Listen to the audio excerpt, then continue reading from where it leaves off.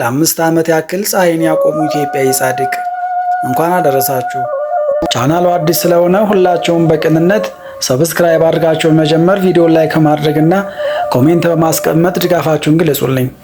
ጥር 13 በዚች ቀን ሀገራችን ኢትዮጵያ ካፈራቻቸው እልፍ ቅዱሳን ውስጥ አንዱ የሆኑ በ16ኛው መቶ ክፍለ ዘመን ከአባታቸው ደመ ክርስቶስና ከእናታቸው ማርያም ሞገሳ በምድረ ጎጃም የተወለዱ በተወለዱበትም ጊዜ አይነ ስውራንን ያበሩ የራሳቸውን አይን ግን ይህን የግፍ ዓለም ላለማየት ሲሉ ጸልየው እንዲጠፋ ያደረጉ ወደ ሰማይ ተነጥቀው በታሪክ ዓለምን ከበው የያዙ ሁለቱ ጉርማን አራዊትን ብሄሞትና ሌዋታንን ጥርስ የቆጠሩ ብዙ ምስጢራትንም የተመለከቱ በጥበብ እግዚአብሔር አጋዥነት ፀሐይን ለ5 ዓመት ያክል ያቆሙ ከንጽህናቸውም ብዛት 12 መንፈሳዊ ክንፍ የተሰጣቸው በጾምና በጸሎት በትርምትና በስብከተ ወንጌል ፍጹም ጽሙድ የነበሩ በ1598 ዓመተ ምህረት በኢትዮጵያ ነግሰው የነበሩት አጼ ሱስንዮስ ጴጥሮስ ፓየዝ ወይም ፔድሮ ፓየዝ ከሚባል ፈረንጅ መናፍቅ ጋራ በፈጠሩት ወዳጅነት ሃይማኖታቸውን ለውጠው ካቶሊክ በሆኑ ጊዜ በተዋህዶ አማኞችና በመናፍቁ ንጉሥ መካከል ነገሩ ተካሮ የወቅቱ ጳጳስ አቡነ ስምዖን ጠዳ በተባለ ቦታ ላይ ሲገደሉ በዚያን ጊዜ ገበሬው ከእርሻው፣ ሴቷ ከማዕድ ቤት፣ ካህኑ ከመቅደሱ፣ ነጋዴው ከገበያው እየወጡ ስለ ቀናች ሃይማኖታቸው ደማቸውን ሲያፈሱ በባት የተወሰኑ በሺህ የሚቆጠሩ ቅዱሳንም ሞተው ሲሰየፉ በዚህ ጊዜ ጻድቁ አባታችን ዳዊታቸውን አንግበው ለሰማዕትነት ሄዱ። አባይ ወንዝ ላይ ሲደርሱም ዳዊታቸውን ወደ አባይ ወንዝ ጥለውት ሄዱ። ከንጉሱ ቦታ በደረሱ ጊዜ እርሳቸውም እንደሌሎች ብዙ ስቃይና መከራ ደርሶባቸው ንጉሱም ሳይገደሉ እንዲታሰሩ አድርጓቸው በጨለማ እስር ቤትም ለ5 ዓመት ያክል ሲያሳልፉ ትኩስ የሆነ ምግብ ያመጡላቸው ነበርና እርሳቸው ግን ምግባቸው ሰማያዊ ስለነበረ ሳይመገቡት ቆይተው ከ5 ዓመት በኋላም ከእስር ተፈተው ሲወጡ ይላክላቸው የነበረ ያሁሉ ትኩስ ምግብ በታምራቱ በትኩስነቱ እየጨሰ የተገኘ እግዚአብሔርም በካህዲው ንጉሥ ላይ ፈርዶ አጼ ፋሲል ነግሶ ሃይማኖት ተመልሶ ወደ ሀገራቸው ሲመለሱ በአባይ ወንዝ ላይ የጣሉት ዳዊታቸው ምንም አይነት ውሃ ሳይነካውና ሳይረስ የተገኘ ጻድቁም ተመልሰው ጎጃም ሲደርሱ ሰይጣን እርሳቸውን መስሎ ሲያስት ስላገኙት ወደ ጥልቁ ያሰመጡት።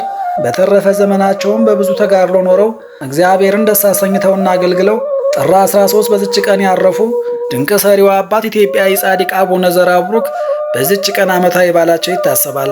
ዳግመኛም በዚች ቀን 7ቱ ደቂቅ ቅዱሳን ቅዱስ አባ ነካሮና ቅዱስ ቃሮስም ዓመታዊ በዓላቸው ይታሰባል። ቅዱስ እግዚአብሔር አብ፣ ቅዱስ ሩፋኤል ሊቀ መላእክት፣ ቅዱስ አስከናፍር፣ 13ቱ ቅዱሳን አባቶች፣ ቅዱስ አርሳኖስ ጠቢብ ገዳማዊና 99ኙ ነገደ መላእክት ደግሞ ወርኃዊ በዓላቸው ይታሰባል። ለእግዚአብሔር ምስጋና ይሁን። እኛም ቅዱሳኑን አክብረን በስማቸው ምግባር ትሩፋት ፈጽመን በረከታቸው እንድንሳተፍ አምላከ ቅዱሳን ይርዳን።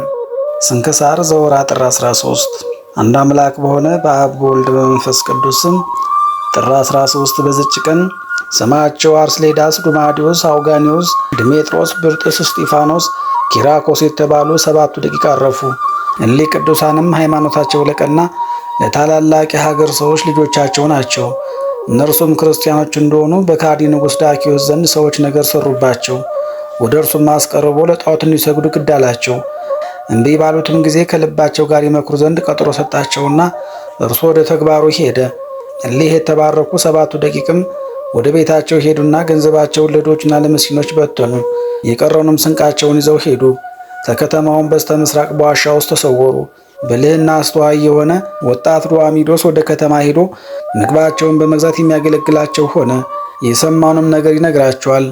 ንጉሥ ዳኪዮስም ከሄደበት በተመለሰ ጊዜ እሊህን 7 ልጆች ፈለጋቸው። በዋሻ ውስጥ ተሸሽገው እንዳሉ በነገሩት ጊዜ የዋሻውን አፍ በድንጋይ እንዲደፍኑ አዘዘ። የእነዚህንም ቅዱሳን ነፍሳቸውን በተኙ ጊዜ ጌታቸው ወሰደ። 372 ዓመትም እንዲያንቀላፉ አደረጋቸው። ከንጉሥ አሽከሮችም ስማቸው ቴዎድሮስና መቅደሶስ የተባሉ 2 የእርሳስ ሰሌዳዎችን ወስደው የእሊህን የ7ቱ ደቂቅን ዜናቸውንና የዘመኑን ቁጥር ጽፈው ቀርጸው ከዋሻው አፍ አኖሩት። ከዚህም በኋላ ዳኪዎስ ሞተ። እስከ ደጉ ንጉሥ እስከ ቴዎዶሶስ ዘመነ መንግሥት ብዙ ነገሥታት ነገሱ። በዚህም ደግ ንጉሥ ዘመን ትንሣኤ ሙታን የለም የሚሉ ከሃዲያን ሰዎች ተነሱ። እሊህም 7ቱ ደቂቅ የሚነቁበት ጊዜ ሲቀርብ ለበጎቹ ማደሪያ ሊያሰራ ሽቶ ድንጋይ እየፈለገ የዋሻውን አፍ አንድ መኮንን ከፈተው። እሊህ ቅዱሳንም በ372 ዓመት በነቁ ጊዜ ምግባቸውን ይገዛ ዘንድ ዱዋሚዶስን ላኩት። የአገር ሰዎችም ዳኪዎስ ስም የተጻፈበትን ዲናር በእጁ ውስጥ ባዩ ጊዜ የተሸሸገ የወርቅ ሳጥን ያገኘ መስሏቸዋልና ይዘው ወደ ዳኞችና ኤጲስቆጶሳት አቀረቡት። በመረመሩትም ጊዜ እነርሱ 7 ልጆች እንደሆኑ ነገራቸው። በሄዱም ጊዜ ፊታቸው እንደ ፀሐይ ሲያበራ አገኟቸው። ኤጲስቆጶሱም የእርሳስ ሰሌዳ አየ። አንስቶም በላይ የተጻፈውን ዜናቸውን የዘመኑን ቁጥር አነበበ። በዳኪዎስ ዘመን እንዳንቀላፉ ሕዝቡ ሰምተው እጅግ አደነቁ፣ እግዚአብሔርንም አመሰገኑት። ከዚህም በኋላ ወደ ንጉሥ ቴዎዶስዮስ ላኩ።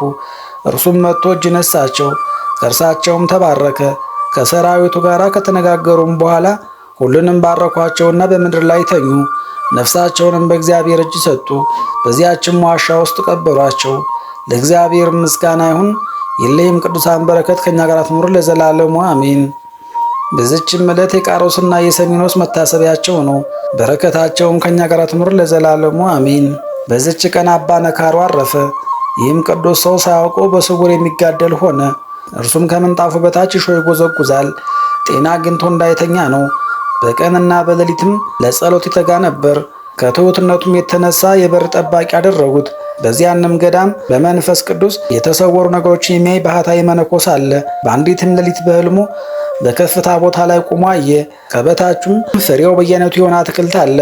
ወንዞቹም ከበውታል። አባ ነካሮም በመካከላቸው ሆኖ በወዲያና በወዲህ ያጠጣቸው ነበር። ያ መነኮስም ወንድሜ ነካሮ ሆይ ይህ አትክልት የማን ነው አለው። አባ ነካሮም እኔ የተከልኳት ናት ብሎ መለሰለት። መነኩሴውም ከፍሬ ትሰጠኝ ዘንድ እሻለሁ አለው። አባ ነካሮም 3 የሮማን ፍሬዎችን ቆርጦ ሰጠው፣ በልብሱም ቋጠረው። በነቃም ጊዜ እነዚያን የሮማን ፍሬዎች አገኛቸው። ወዲያውንም ወደ አባ ነካሮ ሄደ። ከበሩ ቁሞ አገኘውና ወንድሜ ነካሮ ሆይ በዚች ሌሊት አይተኛልን አለው። እርሱም አሁን አይቻለሁ፣ 3 የሮማን ፍሬዎችም ሰጥቼህ የለምን አለው። በዚያንም ጊዜ መነኩሴ ወደ ገዳሙ ሄዶ ለአበምኔቱና ለመነኮሳቱ ነገራቸው። እነዚያንም የሮማን ፍሬዎች አሳያቸው። መነኮሳቱም ከአባ ነካሮ ቅድስና የተነሳ ደነቁ። ያን ጊዜ የበጋ ወራት ነበርና የሮማን ወቅትም አልነበረምና በዝቅተኛ ማዕረግ ላይ ስላደረጉት መነኮሳቱ አዘኑ። በከፍተኛ ማዕረግ ሊያደርጉት ሽተው ወደ እርሱ በሄዱ ጊዜ አጡት። ታላቅ ሐዘንንም አዘኑ። ከዚህም በኋላ በዚች ዕለት እንዳረፈ መጻተኞች ነገሯቸው። ለእግዚአብሔር ምስጋና ይሁን። እኛንም በዚህ ጻድቅ ጸሎት ይማረን፣ በረከቱም ከኛ ጋር ትኑር ለዘላለሙ አሜን። ጌታ ሆይ ከብልጽግናቸው ብዛት የተነሳ ብዙ መባ ካገቡት ይልቅ የዳዊቱን አነስተኛ መባ እንደተቀበልክ ለሁል ጊዜ የሚያገለግሉ አላፍ መላእክትን እያሳሰብኩ በችግሬ ጊዜ የማቀርብልን ምስጋና ተቀበል። እናንተም ቅዱሳን ነቢያት፣ የወንጌል ሰባኪያን ሐዋርያት፣ ሰማዕታትና ጻድቃን፣ ትጉሃን መላእክት፣ ፍጹማን ደናግል እንዲሁም ደጋጎች መነኮሳት ሆይ ልጅ አዋቂ ሳንለይ የምንሰበስብበትን የጉባኤ ቦታ ባርኩ።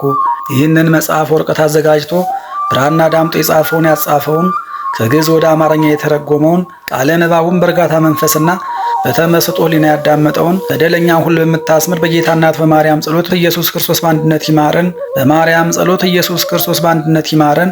በማርያም ጸሎት ኢየሱስ ክርስቶስ በአንድነት ይማረን ለዘላለሙ አሜን። አባታችን ሆይ በሰማያት የምትኖር፣ ስምህ ይቀደስ፣ መንግሥትህ ትምጣ፣ ፈቃድህ በሰማይ እንደሆነች እንዲሁ በምድር ትሁን። የዕለት እንጀራችንን ስጠን ዛሬ፣ በደላችንንም ሁሉ ይቅር በለን እኛም የበደሉን ይቅር እንድንል። አቤቱ ወደ ፈተናም አታግባን፣ ከክፉ ሁሉ አድነን እንጂ እጅ መንግሥት ያንተ ናትና፣ ኃይል፣ ክብር፣ ምስጋና ለዘላለሙ አሜን። እመቤታችን ቅድስት ድንግል ማርያም ሆይ በመልአኩ በቅዱስ ገብርኤል ሰላምታ ሰላም እንልሻለን። በሐሳብሽ ድንግል ነሽ፣ በሥጋሽም ድንግል ነሽ።